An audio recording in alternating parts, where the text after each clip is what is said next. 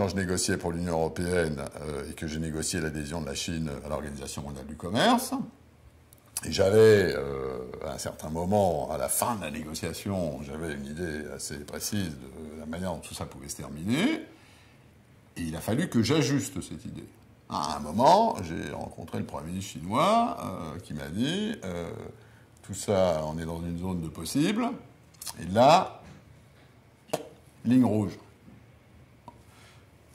Je lui ai fait expliquer ces lignes rouges, pour être sûr que c'était pas du flanc, que c'était pas un truc où il me disait que c'était essentiel, alors qu'en réalité ça ne l'était pas, parce qu'il voulait me vendre ça cher pour, bon, les vieux trucs de négociateurs, c'est Saint-Germain où la négociation, c'est les places fortes, là, entre les catholiques et les protestants. Une fois que j'ai été convaincu que c'était pas du flanc, qu'il avait effectivement, par exemple, sur la libéralisation des télécoms, un problème politique majeur, j'ai accepté cette ligne rouge. Bon, qu'est-ce que j'ai fait? Je suis revenu devant mes mandants, visiblement, y compris de telle sorte que mes interlocuteurs chinois le voient, le sachent et puissent l'analyser.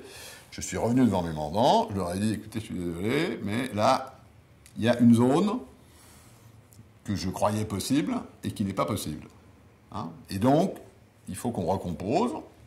Et on a accepté cette zone, et en contrepartie, en quelque sorte, on a été plus offensif sur un autre terrain, je ne sais plus ce que c'était à l'époque, si c'était la distribution, ou si c'était des licences d'assurance, ou je ne sais trop quoi. Mais on a recomposé notre position de négociation, et je suis revenu pour la négociation finale, devant le Premier ministre chinois, en lui disant, bon, la dernière fois qu'on s'est vu, ça c'était possible, ça c'était pas possible, ok, bien.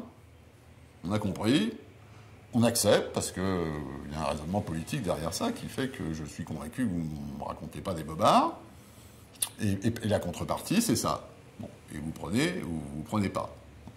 Donc, si vous voulez, tout ça, ça peut s'ajuster. Mais évidemment, en quelque sorte, il ne faut pas se tromper sur le jugement que vous portez. S'il y a une ligne rouge et que vous ne l'avez pas vue, ça ne va pas marcher. Si c'est une fausse ligne rouge, vous ne faites pas bien votre travail. Donc il y a beaucoup de jugement là-dedans. Il n'y a pas que de l'interaction, il n'y a pas que de la bagarre, de la bataille, ou de l'accord ou du désaccord. Il y a aussi, d'un certain point de vue, il faut toujours garder la tête froide pour analyser le jeu, et ça, si vous voulez, ça s'apprend avec le métier.